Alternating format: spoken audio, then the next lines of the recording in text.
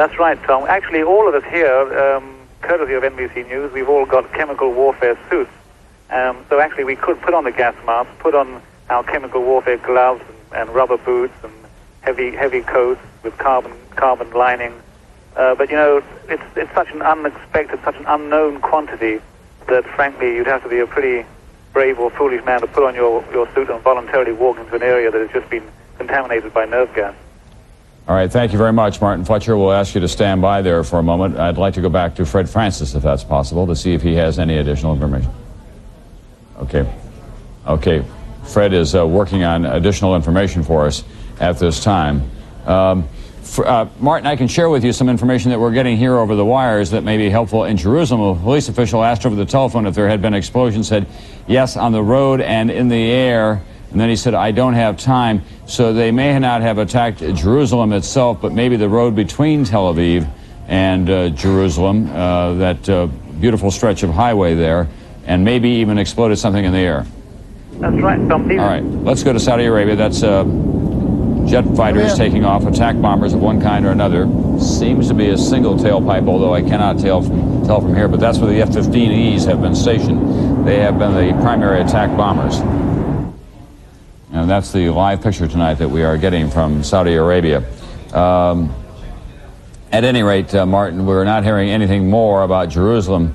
Have you heard anything additionally about those 3 missiles that may have landed in northern Israel? No more. We don't know whether they're chemical or conventional. But the Army spokesman I'm just reading now has announced, well, he's confirmed finally that there were some hits. He says the Army's checking. The Army spokesman is actually rather slow in confirming these things because they don't want to be wrong. But they are now confirming that missiles have landed. The Army is not confirming whether they carried chemical warheads, but of course we know they are. Yeah, okay. Martin Fletcher, we want to go to Washington now to one of our guest consultants during all of this. That's Ed Peck, who served in the United States Embassy in Baghdad. He met Saddam Hussein. He has been a keen student of him ever since then. Well, Mr. Peck, he did what a lot of people thought was the unthinkable, the unspeakable. He launched a nerve gas attack on innocent civilians in the heart of the largest Israeli citizen. Does it come as a surprise to you? Well, yeah, I guess it comes as a surprise to everybody who thought, perhaps unrealistically as it turns out, that he no longer had the capacity to do that. So that part of it was a surprise. That he wanted to do it, I suppose, was a well-known fact.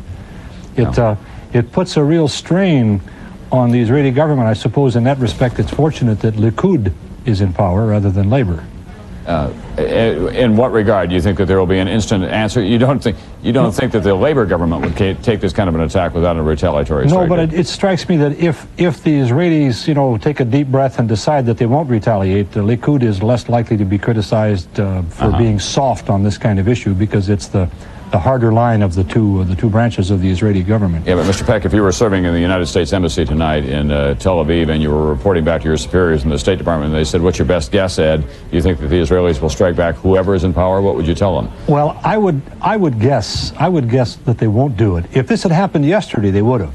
But I believe that the United States and its allies have demonstrated not only a pretty good capability, but a very strong intent to ensure that the Iraqis are not capable of launching anything any more serious than what's been done up to now. Well, I'll bet you're wrong on this one, Ed, but we'll go on to another issue if we can. Yes, Saddam Hussein obviously wants to drag Israel into this war in the hopes that will break up the Arab coalition, that it will peel off Hafez al-Assad of Syria, that Hosni Mubarak will be neutralized to the south.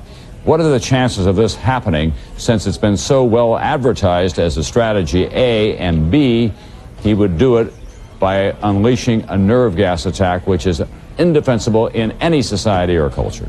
Well, I remember the last statistics I saw showed like something, including the coup, the Saudis, there were something like 105,000 or 6,000 Muslim troops on our side in that struggle. The Moroccans are there, as well as others. It'll be toughest, I suppose, from a strategic point of view from the United States on someone like Hosni Mubarak, whose Egypt has such an important role in the area and whose armed forces are fairly numerous on the ground in Saudi Arabia.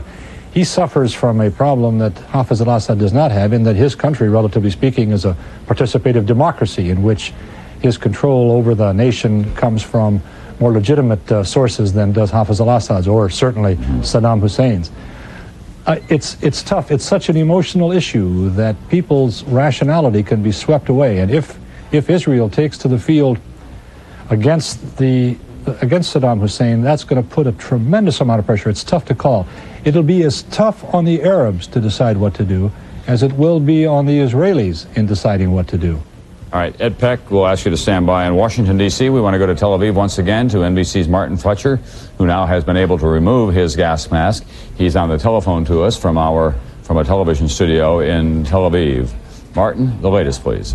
Well, we've got a number from a police report which says 5 to 8 missiles have fallen. I'm just giving numbers here. Only one of them includes nerve gas, so that looks like one of all these missiles, only one with a chemical warhead. 5 altogether. 5 to 8. 5 to 8. Identification, Scud missiles? Don't know, Tom. That's what we were told from here, obviously. And no further word on the radio or otherwise about Israeli launches of one kind or another against Iraq? Nothing that we've heard. The radio is playing music at the moment. I can't confirm. Martin, we're gonna break away from Tel Aviv now and go to Dhahran, Saudi Arabia. NBC's Martin Fletcher. Pardon me, Mike Betcher. Mike? Hello, Tom. Well, for another night, we have air raid alarms have just gone off.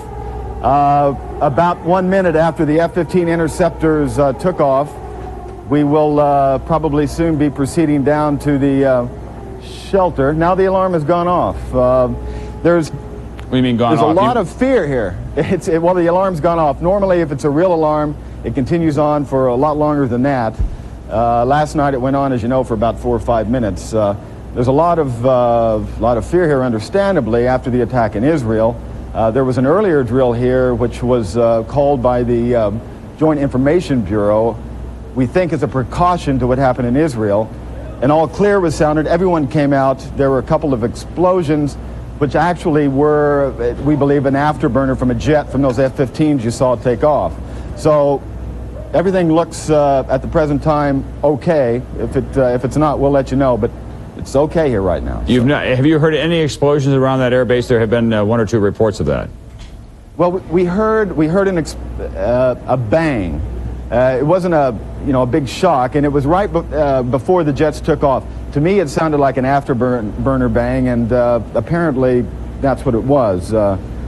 Tom, frankly, it's very difficult sorting out what is what, and there's a lot of fear. Nerves are at edge, and I guess the best thing is to remain calm, and when you have a real alert, you go down to the basement and you put your mask on and you don't argue.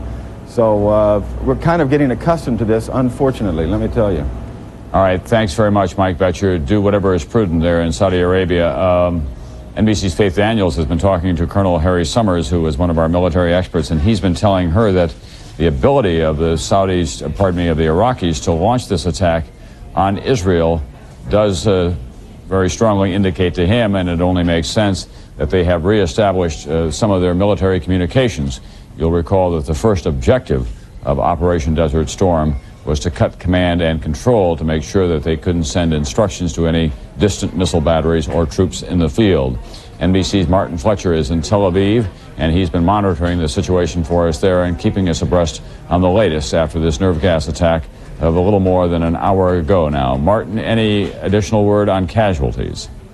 Tom, I've just got one report of a few casualties, which is actually pretty encouraging given the number of missiles that fell. But as I said before, the entire country was already on a state of national emergency, national alert. So it does look, at this stage anyway, apart from the one building that was hit badly, there haven't been too many casualties, although I can't really confirm that. A little bit of extra information, Tom. Air raid sirens now in the northern port city of Haifa. Is it possible for the camera crews or for others to go back out on the street? Would it be safe for them to do that?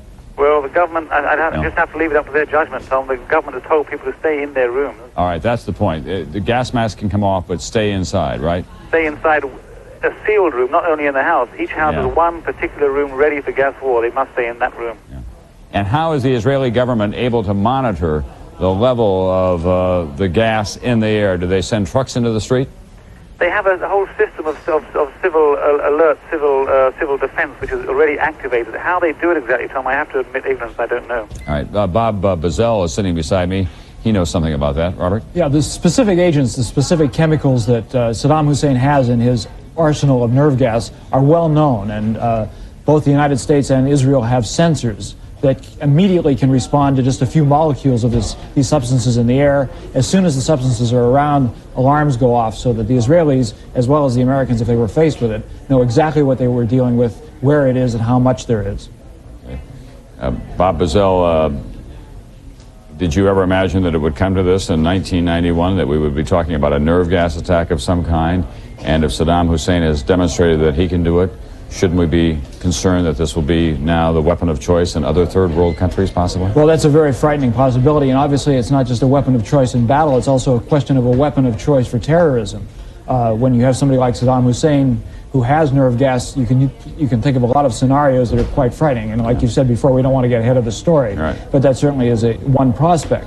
One of the things, of course, you recall earlier on is that Defense Secretary Cheney said that if there were a nerve gas attack, the United States would respond massively, and he didn't specifically say against the United States.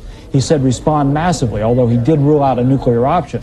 It's very hard to imagine what could be much more massive than carpet bombing with the B-52s anyway. Right. So it's not clear at all, even if Israel doesn't enter this from a strategic standpoint, what this use of nerve gas is going to do in terms of how the war unfolds. This is a very delicate and a very grave moment, obviously, in this Persian Gulf war that has been going on now for a little more than 24 hours. The buildup began in early August when Saddam Hussein invaded Kuwait, when Tariq Aziz turned down any suggestions of compromise in Geneva. He was asked if Iraq is attacked, would Iraq attack Israel? And he said yes, quote, absolutely yes. Tonight, Iraq has attacked Israel. Now we're waiting to see what Israel does in return and the effect of all of that on the Arab alliance and therefore on the war in the Middle East. This is the stuff of novels. Unfortunately, it is cold, hard reality tonight in the Middle East and around the world for that matter. NBC's Martin Fletcher is in Tel Aviv and on the telephone to us. Martin? Well, Tom, we've just been told to put our gas masks on again. And I've been told to put it on rather urgently, so if you can just bear with me, I'm going to put the phone down for a second, Tom. All right, you go ahead and put the gas mask on, Martin, and we'll bring our audience up to date on what they are watching and listening to here. A very grave, ominous turn of events. The great fear and what may happen has now happened. Saddam Hussein has launched a chemical attack on Israel, one warhead so far as we know. It contained nerve gas. There were some casualties. Some people were chemically wounded. I don't know how else to describe it by this. Nerve gas goes to the central nervous system. Israeli citizens were told to put on their masks and get into a sealed room. After about an hour, they were told they could remove their masks. And now Martin Fletcher has just reported they've been instructed to put them back on again, and he has his on again. Was there an additional explosion, Martin, or any air raid sirens? I didn't hear anything from where I am, Tom, but the radio made the announcement. One interesting thing is the pattern of the attacks as far as we can trace them. They're all around Tel Aviv, in suburbs, and yet the main target in Tel Aviv would be the defense headquarters. The army is based in the center of Tel Aviv with its facilities. Actually, Israel television has just gone off the air suddenly. No, it hasn't. That was a misreport. I'm sorry, you just came sort of plugged here. What that shows, the pattern of attacks by missiles, is that they're targeting civilian areas, residential areas, not a strategic target, which would certainly be the defense headquarters in the center of Tel Aviv. So. Right. Well, it's fairly obvious that Martin Fletcher is wearing a gas mask as he talks to us on the telephone, not just a picture in which we've had him put it on, but in fact he's been instructed once again. So it is a little more muffled than we would like it to be, but it is absolutely necessary that he wear that because those are the instructions from the Israeli government. Ed Peck is in Washington now. Ed Peck, Saddam Hussein is a canny and ruthless man. What else could he possibly have up his sleeve after having spent this card? Well, you kind of wonder about the expertise that the Iraqis have developed and nurtured over the years to do clandestine terrorist type activities, and you wonder if he might not have, somewhere in the area forces that he could launch small groups, not massive attacks, to do unsavory acts elsewhere in the area against the United States or against their allies.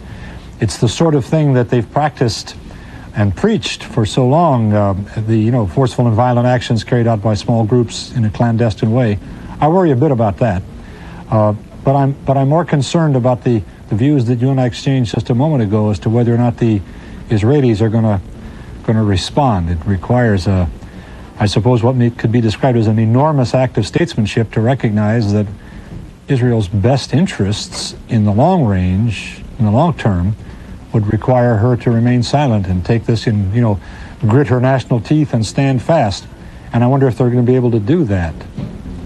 Well, I think that is the overwhelming question at this hour. And then if, in fact, they do that, what happens to the coalition? What happens to the shape of war? We had been getting advance warnings after the initial euphoria about what was going on on Operation Desert Storm. We'd been getting some precautions from Defense Secretary Cheney and Colin Powell that we should stand down a little bit in the enthusiasm, not just the press, but politicians and others as well. This could go on for a lot longer than anyone anticipated, Mr. Peck.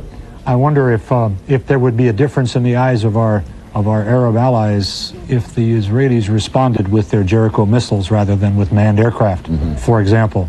If that isn't somehow a little more sanitary, because everyone's going to have to make some awfully tough decisions in the next few hours, if they haven't indeed already been made. It's a cusp, I think, in this particular struggle. A key point, as you mentioned. Ed Peck, what would be the difference between a missile attack and Israeli pilots in an airplane? Well, it's a judgmental call. It's on a scale of badness as seen from the eyes of our Arab allies. If it's Israeli pilots dropping bombs, releasing missiles over Iraqi territory, that's just a small but at least perceptible notch higher on the scale of offensive actions in the military sense than the launching of a missile, which is a distant action. It isn't as humanistic, perhaps. It doesn't put an Israeli human being up against an Iraqi human target. It's done by button pushers far away, and I just wondered if that doesn't provide some small fig leaf behind which our Arab allies could duck as they consider whether or not to remain involved in an effort against an Arab brother. Ed Peck, let me ask you as well about the earlier Israeli raid on the Iraqi nuclear installation. Thank you, Jim. Let me ask you as well about the early Israeli raid on the Iraqi nuclear installation in the early 1980s. 1981, yes. Yeah, and how did the rest of the Arab world react to that? Well, it's interesting. I arrived in Tel Aviv the morning, or rather the afternoon of that day, with a delegation from the United States led by Ambassador Michael Sterner to continue efforts to conclude the Sinai negotiating treaty, which returned the Sinai to Israel. The Egyptian delegation arrived on that same day, and the meetings were held in Jerusalem. The Egyptians asked that the meetings not be publicized out of stress over the fact that they were there in Jerusalem at the time when the dust and smoke was still rising from the Israeli attack on the Osirak reactor.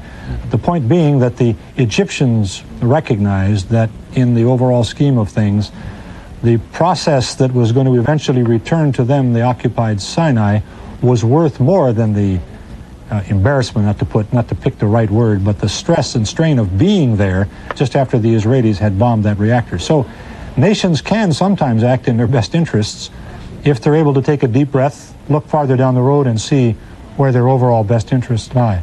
All right, Ed Peck, we want to get the political and military analysis now from retired Colonel Harry Summers, who's been with us throughout all of this. As you look at this as a military man, and you have to have political considerations in mind as well because it is the Middle East, what strikes you about what has happened now? I think the main question is why in the world, from a military point of view, will you launch a chemical attack with one missile or two missiles? As we talk about a major attack on Israel, 1,000 cruise missiles on Baghdad is a major attack. 6 missiles are terrible, of course, but it's no way compares as a major attack. Why would they do that? From a military point of view, it makes no sense whatsoever. From a political point of view, to try to get Israel into the war, to try to break the coalition, I think that is the main consideration.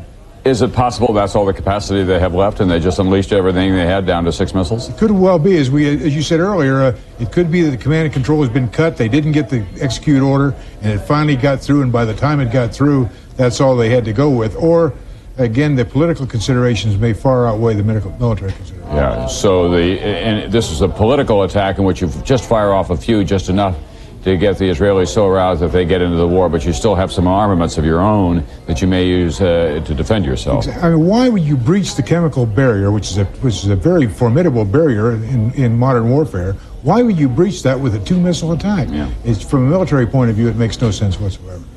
We hope and pray, of course, that there's been very little damage as a result of this nerve gas attack.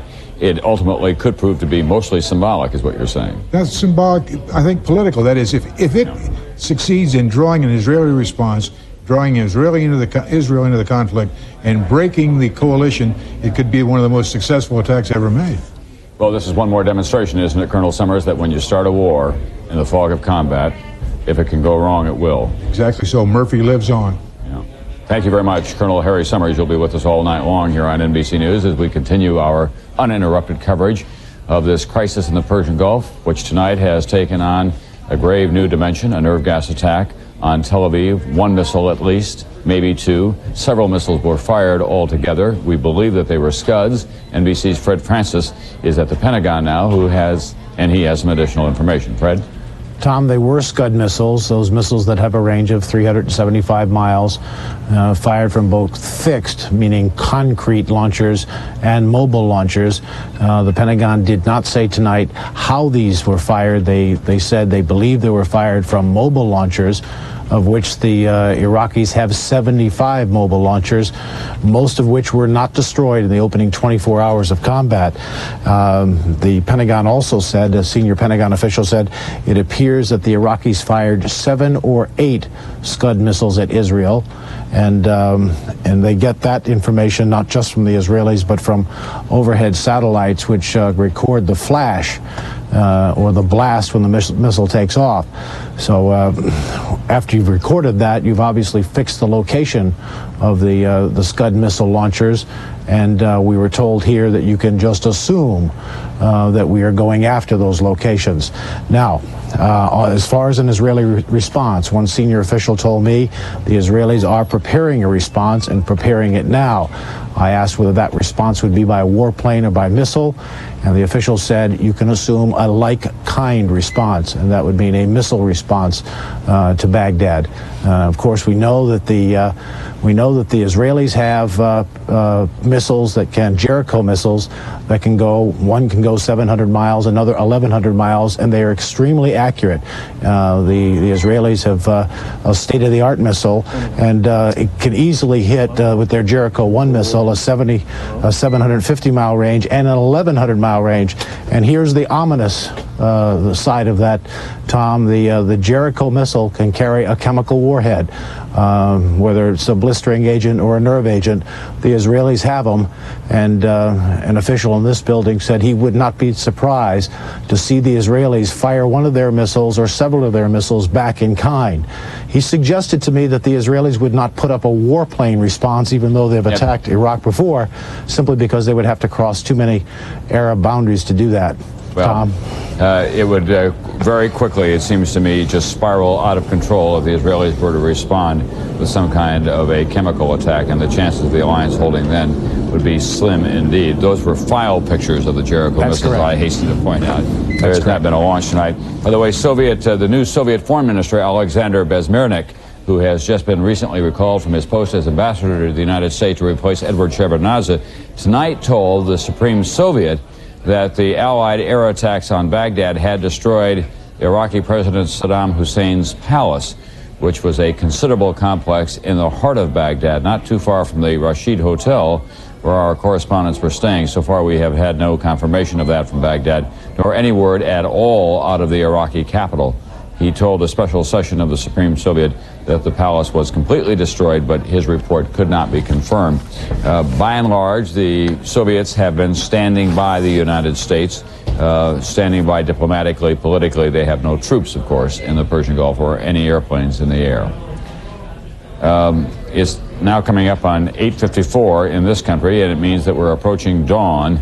It will be Friday morning before too long. It is Friday morning already. It will be daylight on a Friday morning in Baghdad and throughout Iraq. It's about 4:55 or very close to it there. Colonel Summers, in your judgment, is there a difference between a missile attack on the part of Israel and a manned airplane attack? I don't really see it. It's a distinction without a difference in my mind. An attack is an attack. You know the Israelis. You've watched the warfare develop in the Middle East. Is it conceivable to you that they'll sit tight after this? I think they understand what's happening. They understand they're being goaded into war. Whether or not the Israeli government can take the political heat from their own people and sit this one out, which would be very, very difficult to do, I think the ferocity of the American response to this thing, which we haven't heard much about, may tip the hand for Israel. Yeah, and we can't really make a very good judgment about this. We do know that there's been a nerve gas attack. We do know that missiles have come down on Tel Aviv, probably only a half dozen of them or so. And we don't know the extent of the casualties. That's always a major factor. If there's been a great loss of life, then that changes the equation as well. If the loss of life is minimal and it's primarily property damage, then that will be fitted into the decision-making process tonight.